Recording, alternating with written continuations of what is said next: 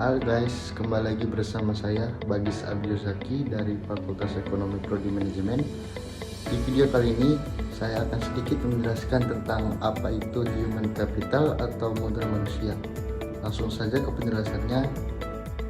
Yang pertama kali di sini yang akan saya jelaskan tentang apa itu human capital. Secara harfiah, pengertian human capital atau HC adalah dapat diartikan sebagai modal manusia. Lalu beberapa ahli juga menjelaskan pengertian tentang istilah ini sebagai berikut. Yang pertama ada menurut Gary S. Becker, yaitu human capital artinya modal manusia yang akan terlihat secara langsung dan berguna dalam proses produksi.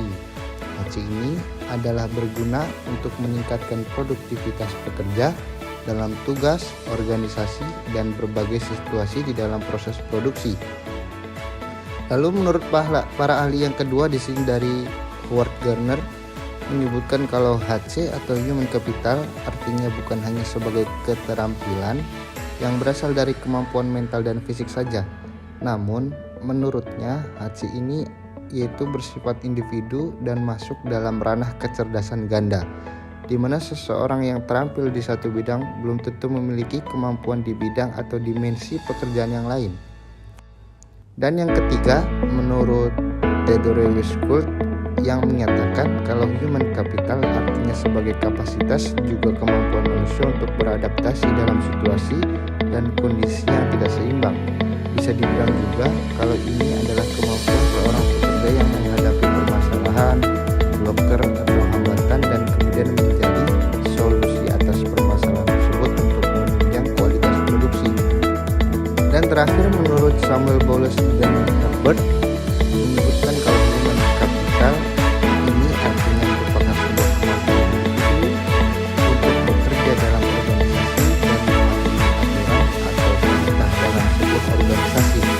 Namun jika dideskripsikan lebih lanjut, modal manusia ini merupakan sekumpulan aspek pengetahuan, keahlian, kemampuan, hingga keterampilan yang mana menjadikan seorang manusia ini sebagai aset di dalam suatu perusahaan. Lanjut ke penjelasan yang kedua,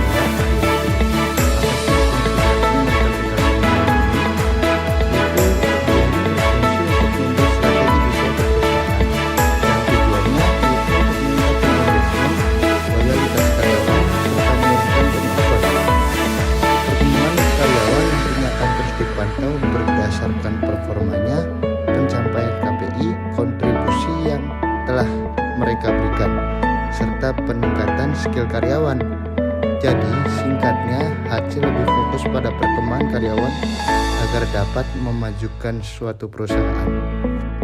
Dan yang ketiga, di sini saya menaruh contoh jenis dari HC atau human capital, yaitu yang pertama adalah general management human capital, yaitu pengertian human capital jenis ini dikembangkan untuk para SDM dengan level tertinggi.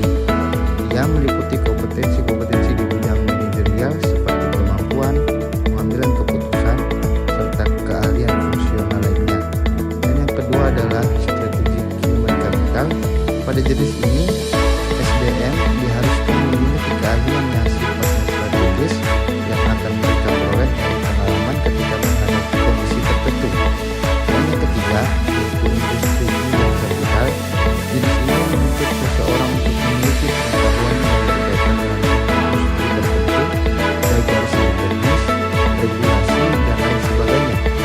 Yang keempat ada relationship human capital, yaitu salah satu kemampuan yang harus dimiliki oleh karyawan adalah berkomunikasi, seperti kemampuan berkomunikasi yang baik.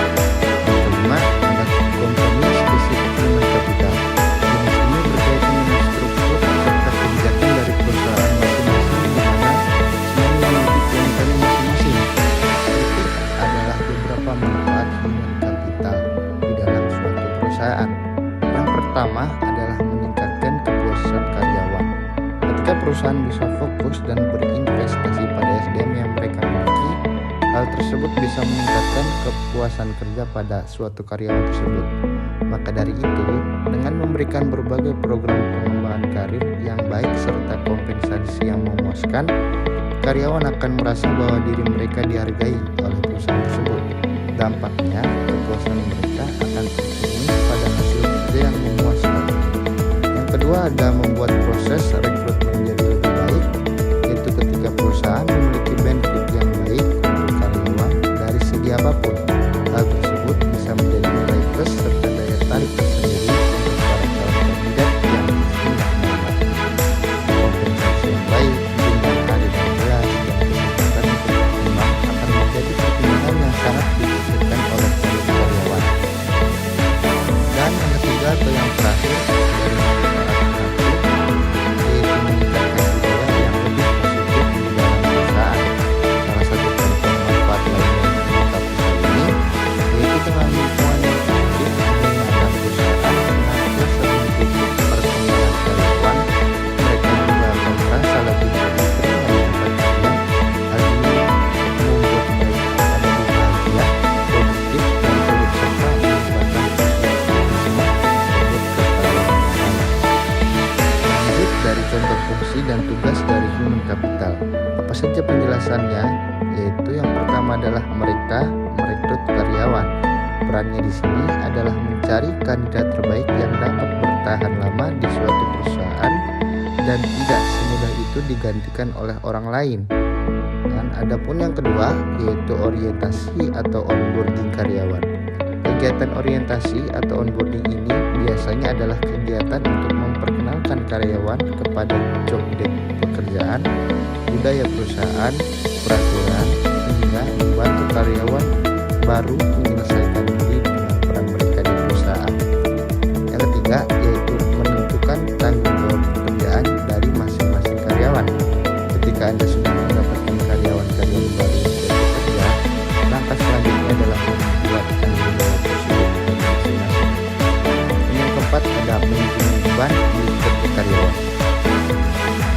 Pada human capital ini, Anda dapat menentukan apakah Anda perlu merekrut orang baru atau memberikan beban kerja lebih banyak pada karyawan yang ada. Dan yang kelima, yaitu memberikan penilaian dan feedback kepada karyawan. Di sini haruslah bisa menciptakan sistem yang tepat untuk mengukur kinerja karyawan. Tujuan akhirnya tidak lain adalah untuk efisiensi dan meningkatkan kinerja hingga produktivitas karyawan. Dan yang keenam atau yang terakhir adalah implementasi lewat teknologi, yaitu dengan menggunakan software Anda dapat mengurus manajemen HR dengan lebih baik dan lebih produktif. Dan subjudul yang terakhir adalah penjelasan tentang praktek human capital management ini. Pada dasarnya, human capital berfungsi dalam mengelola karyawan di sebuah perusahaan. Berikut ada beberapa fungsi dari human capital yang saya cantumkan di PowerPoint ini. Yaitu human capital management yang pertama adalah tenaga kerja merupakan bentuk aset dari sebuah perusahaan. Yang kedua adalah tenaga kerja memiliki fungsi utama untuk mengembangkan suatu perusahaan. Yang ketiga ada